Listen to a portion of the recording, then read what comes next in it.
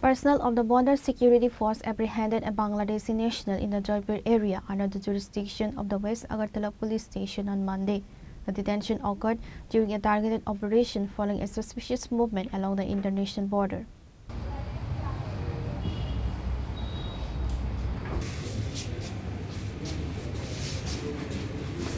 According to police reports, 2 individuals were spotted attempting to cross the border illegally into Indian territory.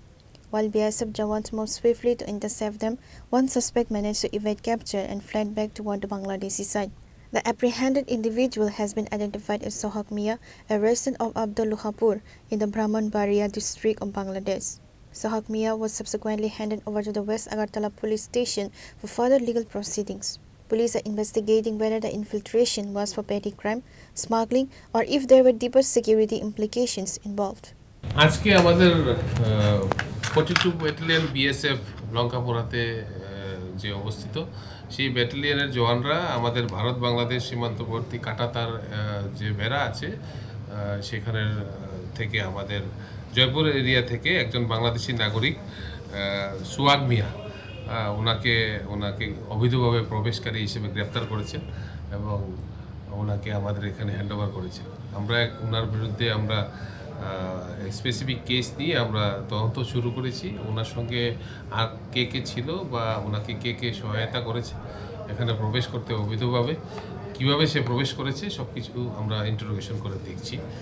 ওনাকে আগামীকালকে আমরা আদালতে আমরা produce করব রিমান্ডের আবেদন জানিয়ে। উনি কি একাই ছিল না ওনার সাথে অন্য কেউ ছিল? ওনার সঙ্গে আরও একজন ছিল কিন্তু উনি প্রবেশ করতে পারেনি। বাংলাদেশের দিক দিয়ে বিএসএফ ওখানে আপনার সবসময় অ্যালার্ট এবং ভিজিল থাকে, তার জন্য সে ওখানে আসতে পারেনি। তো সে এসেছিল, তাকে গ্রেপ্তার করেছে। ওনার নাম কি আর বাড়ি কোন জায়গায়?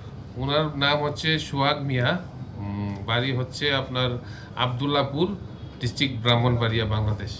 কি কারণে কেন ভারতে প্রবেশ করছে কিছু কি জানা গেছে? এটা তো আমরা ইন্টারোগেশন করে দেখছি।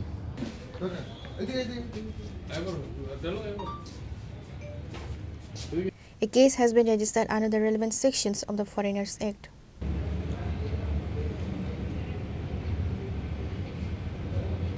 Reporter by Pranav from Agartala, Chini Khora.